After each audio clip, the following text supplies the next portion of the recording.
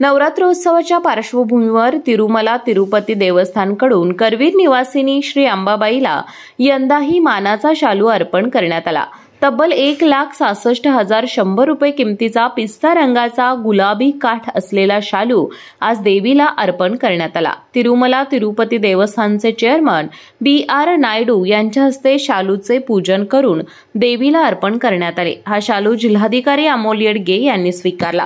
दरवर्षी नवरात्रोत्सवात तिरुमला देवस्थानकडून अंबाबाईला शालू अर्पण करण्याची परंपरा आहे। या परंपरेनुसार शालू सोबतच तिरुपतीचे प्रसिद्ध लाडू, फळे आणि फुलांचा हारही देवीला अर्पण करण्यात आला। सकाळी 11:30 वाजण्याच्या सुमारास तिरुमला तिरुपती देवस्थानचे पदाधिकारी मंदिर परिसरात दाखल झाले। देवस्थान समितीतर्फे त्यांचे स्वागत श्री अंबाबाई देवीची प्रतिमा, शाल आणि प्रसाद देऊन करण्यात आले।